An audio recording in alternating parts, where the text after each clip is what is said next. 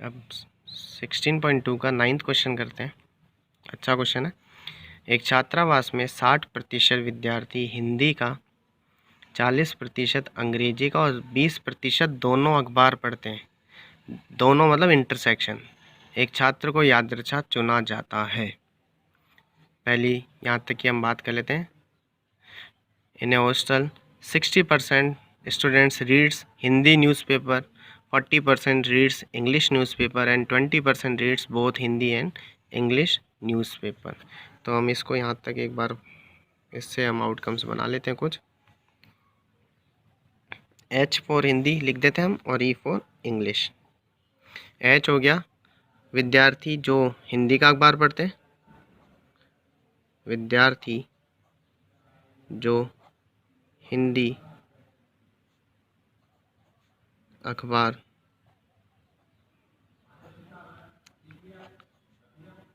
पढ़ते हैं, विद्यार्थी जो अंग्रेजी अखबार पढ़ते हैं। इसको इंग्लिश में आप ऐसे लिख सकते हैं, students who read Hindi newspaper और students who read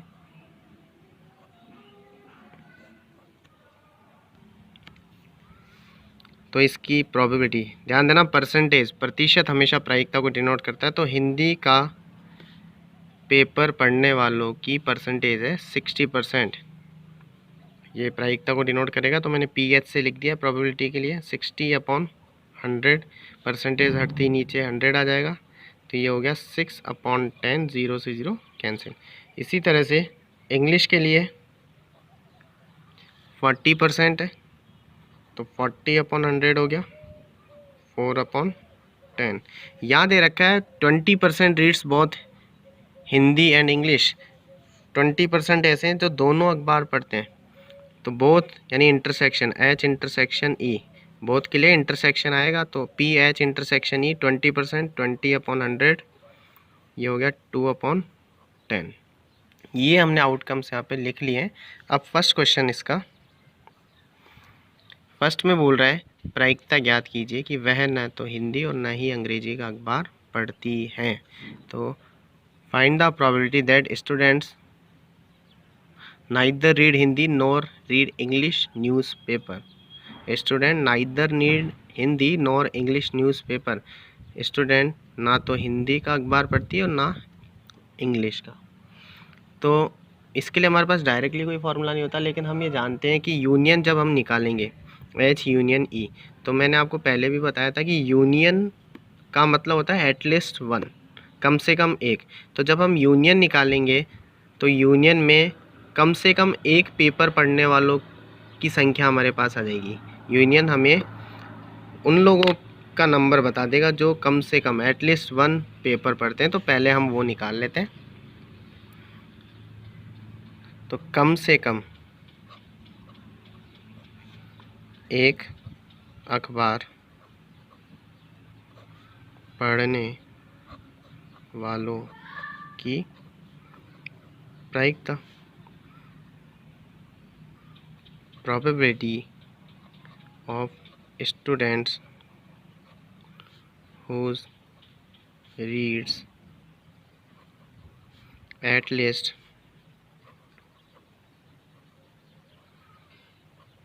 one news paper. तो ये यूनियन आ जाएगा अपने पास PH union E, Hindi union English. तो यूनियन हम कैसे निकालेंगे? यूनियन का formula PH plus PE minus intersection.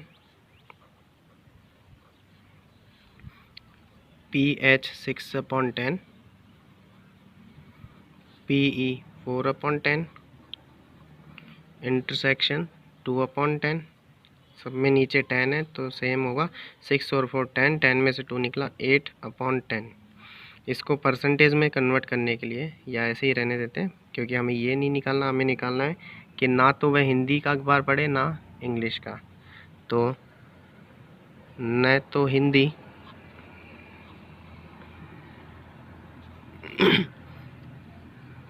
ना अंग्रेजी अखबार पढ़ने वालों की प्रायिकता, probability of students who neither read Hindi nor English newspaper।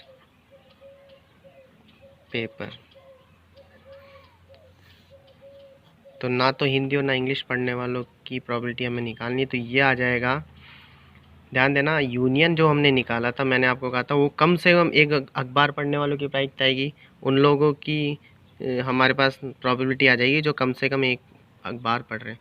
तो कम से कम एक पढ़ने वाले को अगर हम टोटल में से माइनस कर दें तो हमारे पास वही तो बचेंगे जो कोई भी पेपर नहीं पढ़ रहे, क्योंकि कम से कम एक का मतलब या तो वो जो हिंदी पढ़ेंगे या वो जो इंग्लिश पढ़ेंगे या जो दोनों पढ़ेंगे। तो अगर हम यूनियन को, जिसमें कोई भी एक अखबार पढ़ने वाले कम से कम लोग शामिल हैं, कम से कम वो लोग शामिल हैं जो कोई भी एक अखबार पढ़ेंगे, तो वो अगर हम टोटल में से माइनस कर दें तो हमारे पास ये आ जाएगा। तो प्रोबेबिलिटी में टोटल हमेशा 1 होता है, क्योंकि हाईएस्ट वैल्यू प्रोबेबिलिटी की 1 होती है। तो 1 में से यूनियन को माइनस कर देंगे, एच यूनियन ई को। तो यूनियन है 8/10, 10 1 ज़ा 10 माइनस 8 2/10। इसको परसेंटेज में कन्वर्ट करने के लिए क्योंकि 100 से मल्टीप्लाई कर देते हैं और बाहर परसेंटेज साइन लगा देते हैं, 0 से 0 कैंसिल, 20% आंसर। इसी का सेकंड क्वेश्चन पढ़ लेते अपन। कंडीशनल प्रोबेबिलिटी का है, सह प्रतिबंधित प्रायिकता का, जो 16.1 में करते हैं अपन। यदि वह हिंदी का अखबार पढ़ती है, मैंने आपको वहाँ बताया था, if she reads Hindi newspaper. तो जो आपको पता है, जो आपको गिवन रहता है, जो आपको दिया जाता है, जिसको आप जानते हो, वो अपॉन में आता है। उसके बाद तो उसके अंग्रेजी का अखबार पढ़ने की भी प्रायिकता ज्ञात करें। If she reads Hindi newspaper then find the probability that she reads English newspaper. यदि वह हिंदी का अखबार पढ़ती है तो उसके अंग्रेजी का अखबार पढ़ने की भी प्रायिकता ज्ञात करें। सेकंड क्वेश्चन, तो हिंदी का पढ़ती है, शी रीड्स हिंदी न्यूज़पेपर, तो हिंदी का पढ़ती है तो हिंदी वाला नीचे और पता करना इंग्लिश का तो इंग्लिश वाला ऊपर। तो ये हो जाएगा हिंदी वाला नीचे, इंग्लिश वाला ऊपर, यानी ई ऑन एच। नीचे वो रहता है जो हमें पता है, तो हिंदी का अखबार वो पढ़ती है तो इंग्लिश का पढ़ने की निकालनी है, तो ई ऑन एच निकालना है। तो इसका फॉर्मूला एच इंटरसेक्शन ई और अपॉन में वही रहेगा जो इधर है, तो पी एच। तो H intersection E, H intersection E ये रहा 2/10 और पी एच 6/10, 10 से 10 कैंसिल, 2/6, 1/3 आंसर। ऐसे ही थर्ड क्वेश्चन है, तो उसमें ये बोल रहा है कि अगर वो इंग्लिश का पढ़ती है तो हिंदी का निकालना है। तो ये भी आप करें क्वेश्चन अच्छी तरह ध्यान से। अभी नेक्स्ट क्वेश्चन करते हैं।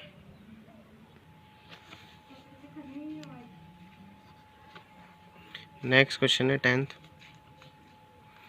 ए किसी पुस्तक की 90% समस्याओं को तथा बी उसी पुस्तक की 70% समस्याओं को हल कर सकता है। ऐसे क्वेश्चन 11th में भी करते थे अपन। पुस्तक से यादृच्छा चयनित किसी समस्या को उनमें से कम एक के द्वारा हल किए जाने की प्रायिकता, फिर से कम एक है, एटलीस्ट 1 है। एटलीस्ट 1 कम से कम एक का मतलब उससे ज़्यादा भी हो सकता है। ज़्यादा कितने, जितने लोग हैं, 2 हैं तो 2 बार भी हो सकता है।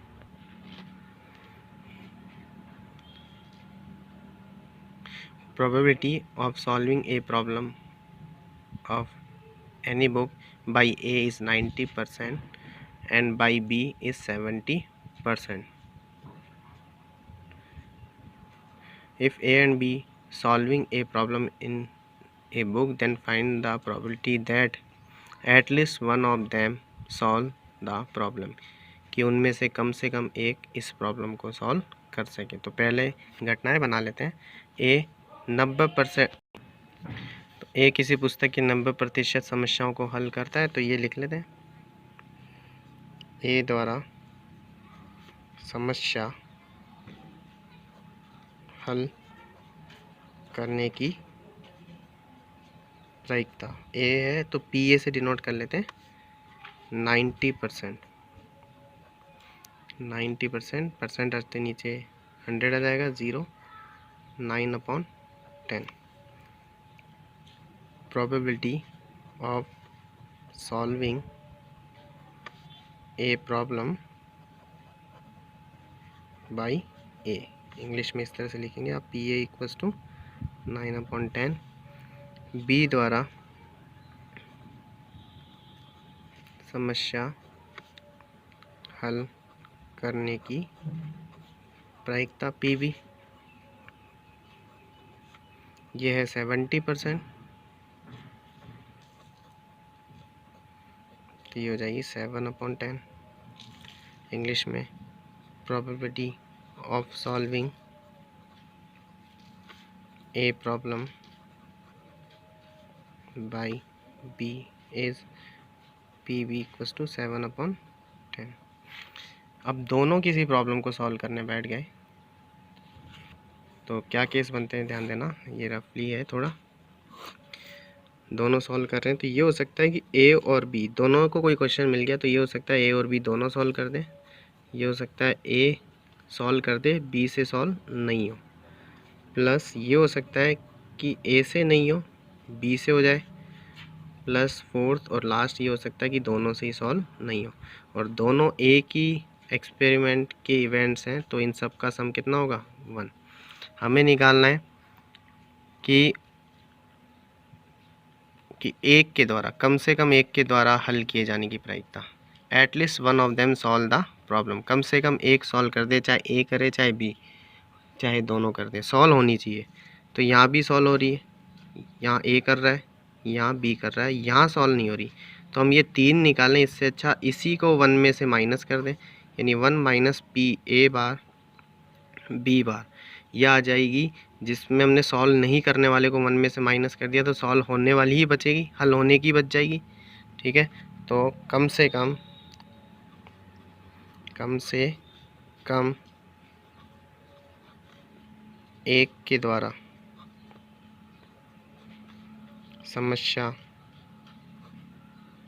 हल होने की प्रायिकता, एटलीस्ट 1 probability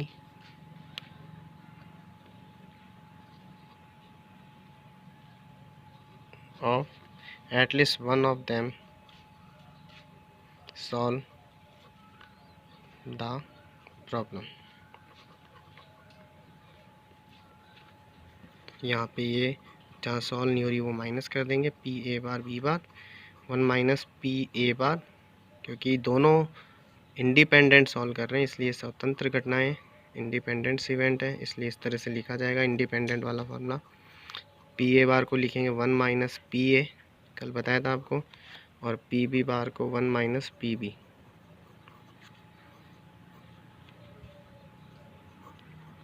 पी ए आपके पास 9/10, पी बी है 7/10, ये हो जाएगा 10 माइनस 9 1/10, ये 3/10, 3/100, 100 माइनस 3 97/100, 97/100 का आंसर 97% बार प्रॉब्लम सॉल्व हो जाएगी। तो आज का लास्ट क्वेश्चन 11th, 3 विद्यार्थियों को गणित की एक समस्या को हल करने के लिए दिया गया है। इन विद्यार्थियों के द्वारा समस्या हल करने की प्रायिकता क्रमशः 1/2, 1/3, 1/4 है। समस्या के हल हो जाने की क्या प्रायिकता है? इफ़ 3 स्टूडेंट्स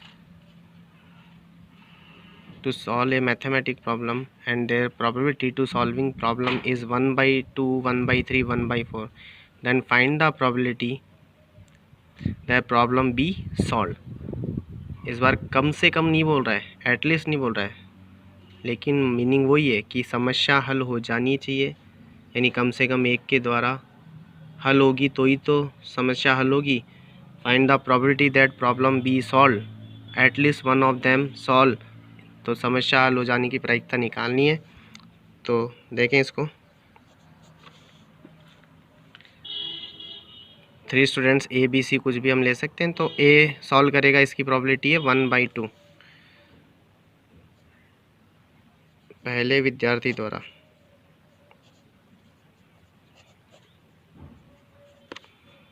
समस्या हल होने की प्रायिकता, पी ए से डिनोट कर देते हैं हम इसको 1/2 पहले विद्यार्थी के द्वारा समस्या हल हो जाने की प्रायिकता। ऐसे दूसरे के द्वारा इसको हम पी बी से डिनोट कर देते हैं 1/3। ऐसे ही तीसरे से इसको हम पी सी से डिनोट कर देते हैं 1/4। इंग्लिश में आप लिख सकते हैं probability to solving a problem by first student is P A, probability to solving a problem by second student is PB, and probability to solving a problem by third student is PC।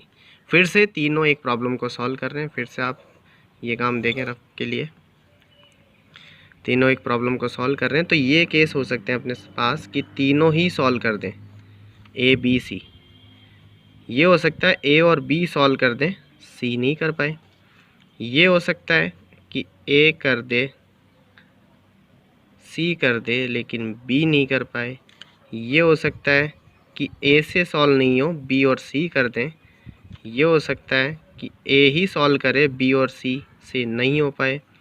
ये हो सकता है कि ए से नहीं हो, सी से नहीं, सॉरी ए से नहीं हो, सी से नहीं हो और बी से हो जाए। 7th केस ये हो सकता है ए से भी नहीं हो, बी से भी नहीं हो, सी से हो जाए। और लास्ट कि तीनों से ही सॉल्व नहीं हो। जैसे हम एक कॉइन को 3 बार टॉस करते हैं ना, उस तरह से आउटकम्स लिखने हैं। वही चीज़ सबका सम कितना होगा 1। यहाँ तीनों सॉल्व कर रहे हैं, यहाँ ए और बी कर रहा है, सी नहीं कर रहा है। यहाँ ए और सी कर रहा है, बी नहीं कर रहा है। यहाँ बी और सी कर रहे हैं, ए नहीं कर रहा है। यहाँ सिर्फ ए ही कर रहा है, दोनों बी और सी नहीं कर रहे। यहाँ ए और सी नहीं कर रहा, बी कर रहा है। यहाँ ए और बी नहीं कर रहा, सी कर रहा है। यहाँ तीनों ही नहीं कर रहे। क्वेश्चन है समस्या हल हो जाने की प्रायिकता निकालनी है। क्वेश्चन सॉल्व होना है, इसकी प्रोबेबिलिटी निकालनी है। तो क्वेश्चन सॉल्व तो यहाँ भी हो रहा है, यहाँ तीनों कर रहे हैं। यहाँ ए और बी सॉल्व कर देता है, यहाँ ए और सी सॉल्व कर देता है, यहाँ ये सॉल्व कर, बी और सी सॉल्व कर रहा है, यहाँ ए कर देता है, यहाँ बी सॉल्व कर देता है, यहाँ सी कर देता है। यहाँ 7 केस में सॉल्व हो रहा है, इस केस में सॉल्व नहीं हो रहा है, हल नहीं हो रहा है। तो हम ये 7 सॉल्व करने वालों की निकालें। इससे अच्छा जहाँ सॉल्व नहीं हो रहा है उसी को 1 में से माइनस कर दें, यानी 1 minus P A bar, B bar और सी बार निकाल दें। तो यही हम यहाँ पर करेंगे।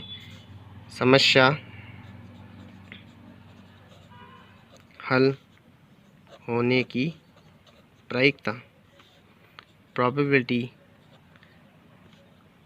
ऑफ सॉल्विंग, प्रोबेबिलिटी ऑफ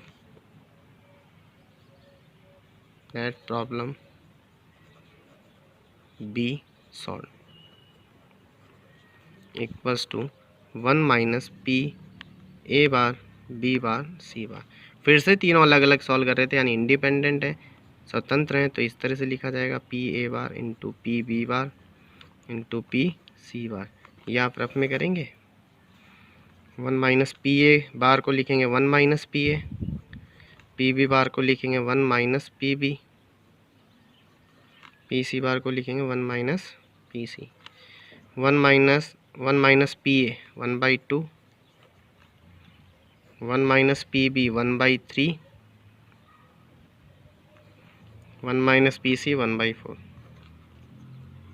1 में से हाफ निकला हाफ, 1 में से 3/2 निकले, 1/3 निकलेगा 2/3, और 1 में से 1/4 निकलेगा 3/4। इसको आप सॉल्व कर लेना, जो भी आएगा इस क्वेश्चन का आंसर आ जाएगा। तो इस तरह से आप क्वेश्चन करें और चैनल को सब्सक्राइब करें। और जो भी आपको प्रॉब्लम हो, वो मेरा व्हाट्सएप नंबर है 7737125320। इस पे मुझे व्हाट्सएप करके आप प्रॉब्लम पूछ सकते हैं। Bye, thank you. Hello students, हमने टॉपिक किया था इंडिपेंडेंट इवेंट्स का, स्वतंत्र घटनाओं का 16.2 में। आज हम उसके कुछ क्वेश्चंस करते हैं। क्वेश्चन नंबर 6 है, यदि एक पासे को 3 बार उछाला जाए तो कम से कम एक बार विषम संख्या आने की प्रायिकता क्या है? If a dice throw 3 times, then find the probability that odd number comes at least once. कम से कम एक बार विषम संख्या आने की प्रायिकता ज्ञात करें।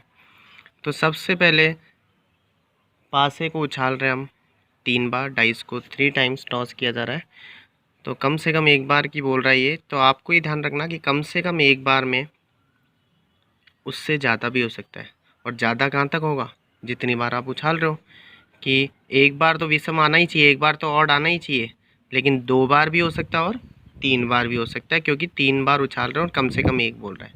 पहली चीज़ ये क्लियर करनी है आपको, ठीक है। अब एक चीज़ हम यहाँ देखेंगे, पहले कुछ समझ लेते हैं इसमें। ये रफली बता रहा हूँ मैं आपको कि अगर एक डाइस को, एक पासे को अगर एक ही बार हम फेंकें तो उस पर अगर ऑड नंबर आए, तो ऑड नंबर आने की प्रोबेबिलिटी, मैं PO से डिनोट कर रहा हूँ, ऑड मतलब होता है विषम संख्या। एक डाइस पर एक बार ऑड नंबर आने की प्रोबेबिलिटी, क्योंकि डाइस पर होता है 1 2 3 4 5 और 6, तो ऑड कितने, विषम कितने, 1 3 और 5, तो 3/6 कितना हो गया, 1/2। और एक डाइस पर इवन नंबर आने की, सम संख्या, E फॉर इवन, सम संख्या आने की, वो होती है 2 4 6, तो ये हो गया 3/6 1/2। लेकिन हम फेंक रहे हैं 3 बार, ठीक है। तो 3 बार में ये केस बनते हैं अपने सामने, अगर इवन से स्टार्ट करें, सम से स्टार्ट करें, कि तीनों बार ही सम संख्या आ जाए, इवन आ जाए।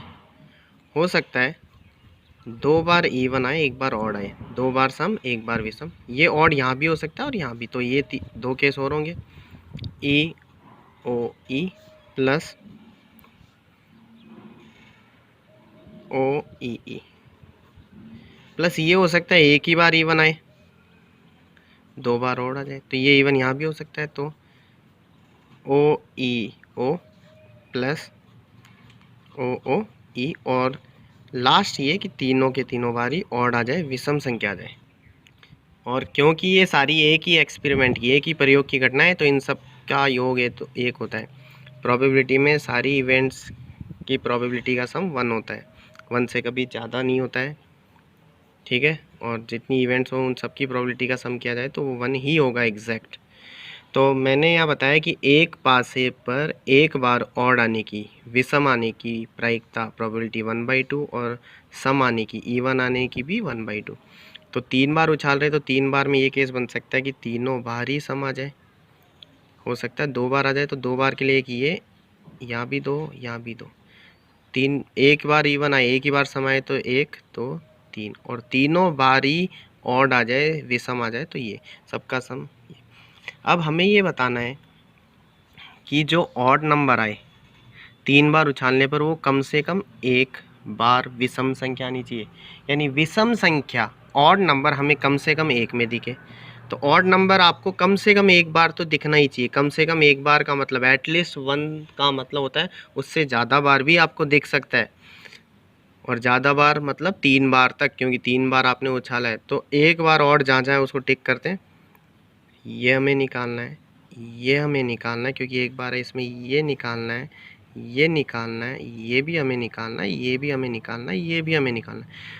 तो ये 7, 1 2 3 4 5 6 7 इवेंट्स हम निकालें। इससे अच्छा अगर इसी को 1 में से माइनस कर दिया जाए, इसी को 1 में से क्या कर दिया जाए, माइनस, यानी 1 माइनस PEEE, यानी 3 बार इवन इवेंट, इवन नंबर आने की प्रोबेबिलिटी 1 में से माइनस कर दी जाए, 3 बार सम संख्या आने की प्रायिकता 1 में से घटा दी जाए, तो हमारे पास कम से कम एक बार विषम संख्या आने की प्रायिकता आ जाएगी।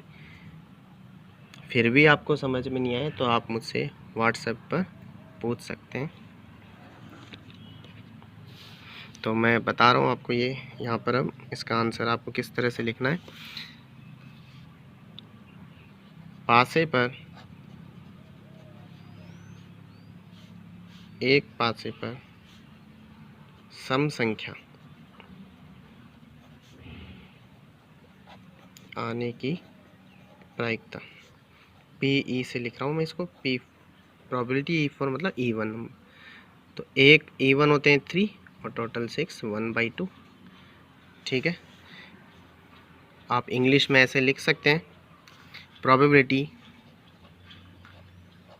Of getting E1 number on A dice equals to 3/6, 1/2।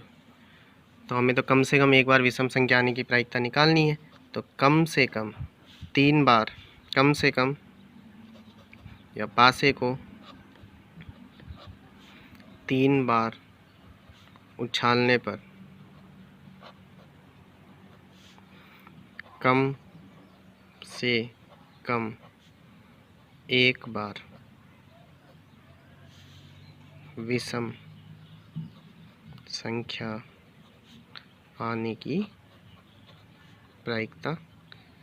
तो 1 में से 3 E1 वाले को माइनस कर देंगे, जो मैंने आपको साइड में समझाया था। आपको लिखना है इंग्लिश में, getting odd number at least once if we toss a coin thrice equals to 1 minus P E E E।